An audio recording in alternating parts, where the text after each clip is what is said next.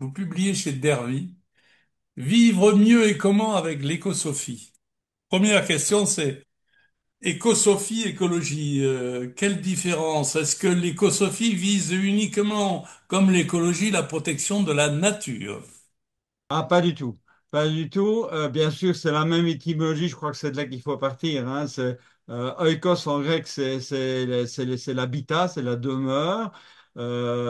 L'écologie, c'est le logos sur l'oikos, donc ça veut dire c'est l'étude de la nature, c'est une science. Et j'en profite pour de bien souligner qu'il faut jamais confondre écologie, qui est une science, et écologisme, qui est une idéologie écolo qui est anticapitaliste, etc., etc. Donc là, je crois qu'il faut bien faire la différence. Quant à l'écosophie, ben, le mot grec sophia veut dire sagesse. Donc l'écosophie est une manière de dire euh, philosophons à partir de la vie et de l'habitat qui est le nôtre, et essayons d'en trouver ou d'en extraire des règles de vie qui soient harmonieuses, et une manière de vivre la vie qui soit en harmonie avec ce qui nous entoure. Et je crois que là, il y a des leçons énormes à prendre. Par exemple, celle-ci, c'est que vivre avec un grand V, c'est bien plus qu'exister. Euh, quand on a la chance d'être mis en vie par sa mère, on existe, mais on ne vit pas encore. Comme disait Heidegger, on est jeté au monde.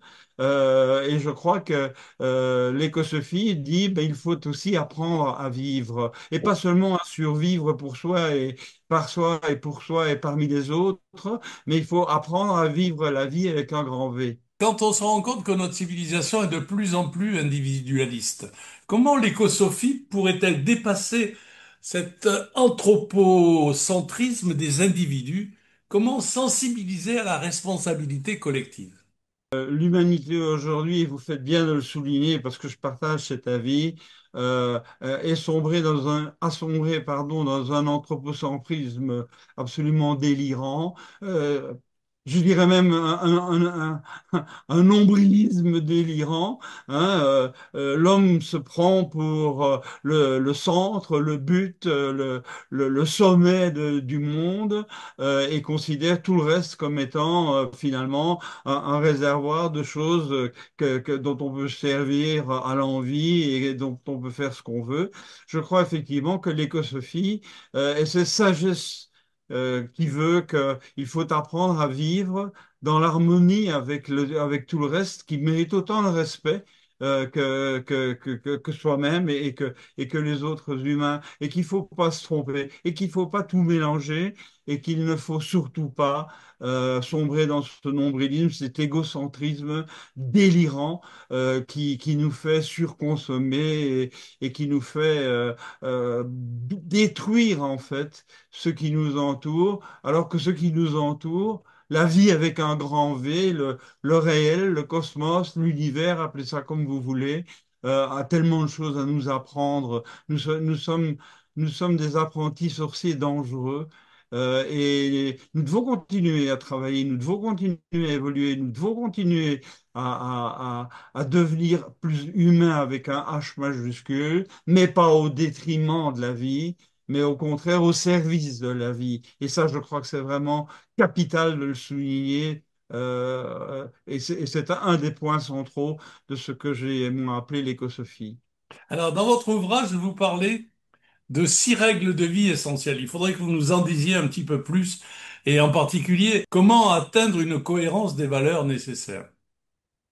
Je laisse découvrir les 6 règles en question. Je crois qu'on n'a pas le temps de les passer en revue les unes après les autres ici.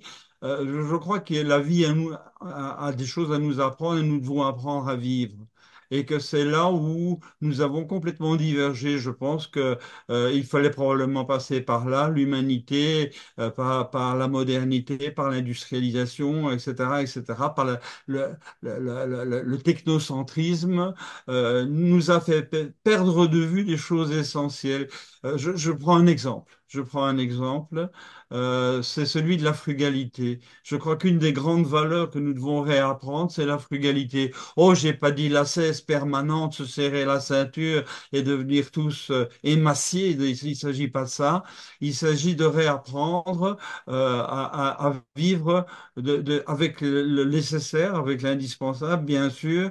Mais regardons autour de nous, regardons-nous vivre. euh, Sauf vous et moi, bien entendu, mais tous les autres, ils vivent dans le superflu, dans l'inutile. On accumule des quantités phénoménales de choses qui ne servent à rien, mais qui ont, en échange, consommé énormément de ressources et détruit beaucoup de choses autour de nous. Donc la frugalité consommatoire, oui, certainement. Une autre forme de frugalité, quand je l'évoque, en général, les gens aiment beaucoup moins, mais je crois que nous vivons dans un monde, un petit monde qui s'appelle la Terre, qui a une faculté d'auto-reproduction des ressources qui est limitée et que nous sommes beaucoup trop d'humains sur Terre aujourd'hui.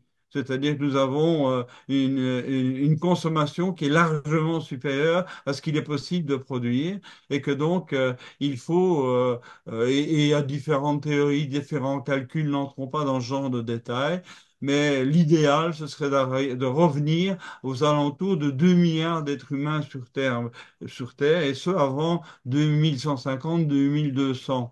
Ce qui est tout à fait jouable parce que on oublie toujours que en 1926, pour être précis, nous étions 2 milliards sur Terre et que donc il a fallu 100 ans pour quadrupler, nous sommes 8 milliards aujourd'hui, et bientôt quintupler ce nombre d'êtres humains, et que donc il y a là une déraison, un délire qu'il faudrait pouvoir apprendre à juguler de manière bien sûr pacifique et sereine, hein, avec le nom que je porte, je suis sûr que on comprendra que j'ai pas tellement envie qu'on parle d'extermination humaine, mais certainement, nous devons apprendre à redescendre à des niveaux de fécondité nette qui sont aux alentours de 1,3 enfants vivants par femme, ce qui est la norme mathématique adéquate.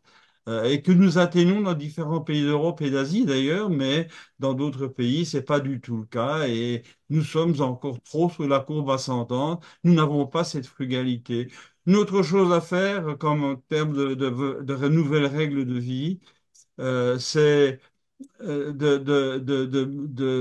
prendre conscience que on vit justement dans une demeure qui nous accueille et qu'il faut pouvoir exister plus et mieux, mais en conscience. Le mot conscience est important, mais en conscience du fait que l'on vit plus et que l'on vit mieux intérieurement. Grâce à tout ce qui nous entoure.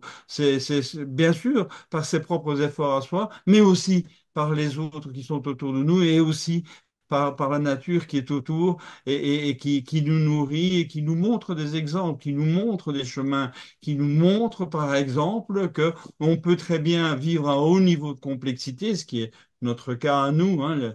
L'humain est un système extrêmement complexe, hein, et là c'est le physicien que je suis qui parle, mais on peut vivre cette complexité dans la simplicité. Il y a d'ailleurs un mot nouveau qui est de plus en plus utilisé, c'est le mot simplexité, c'est-à-dire vivre simplement dans la complexité et vivre la complexité de manière simple. Et là, je crois qu'il y a une très très grande leçon à tirer, qui me paraît moi en tout cas importante. Voilà. Alors, vous déclarez dans votre ouvrage que l'écosophie va au-delà de la politique et de la technologie. Est-ce qu'on Oui. pourrait parler, pour conclure notre entretien, d'une conscience augmentée? La réponse est oui, en prenant les mots tels que vous venez de les prononcer. La conscience augmentée, euh, par ailleurs, a pris des connotations mystico, comment dirais-je, mystico-magiques, chamaniques et autres. Là, je deviens beaucoup plus méfiant. Je pense que nous devons effectivement avoir une conscience qui augmente, donc que nous sommes nous savons mieux, hein, cum ensemble et ce qui irait savoir. La conscience, c'est le fait de savoir ensemble, de savoir plus ensemble. Donc il faut continuer à apprendre, apprendre, mais apprendre quoi? Apprendre à vivre avec un grand V, apprendre la vie avec un grand V et ne pas se laisser piéger par l'autosatisfaction de la connaissance nombrilique que l'homme pourrait avoir et aller à la rencontre du réel avec avec un grand R et d'y trouver tout ce qu'il faut pour sacraliser sa propre existence, tout ce qu'il faut pour trouver des cheminements spirituels qui sont en dehors des religions, n'ont rien à voir avec tout ça, qui sont simplement apprendre à vivre et à vivre la vie et à la prendre comme étant un trésor, comme étant un cadeau exceptionnel, et que ne serait-ce que être là et voir un oiseau voler, est en soi quelque chose de miraculeux qui a pris plusieurs milliards d'années avant d'arriver. Donc je crois qu'il y a là une autre manière de vivre dans le respect, dans l'harmonie, dans l'unité, et que c'est ça que je voudrais mettre sous le mot écosophie que vous avez souligné. Et bravo pour cet ouvrage qui, quelque part, nous indique que l'écosophie, c'est finalement peut-être une forme de spiritualité nouvelle. Je souligne volontiers ce mot-là. Oui, c'est une spiritualité nouvelle qui, euh, qui va au-delà du cercle restreint des spiritualités strictement religieuses, dogmatiques et normatives, qui est une ouverture, un miracle permanent que nous oublions de sacraliser, que nous oublions de vénérer au fil de nos journées.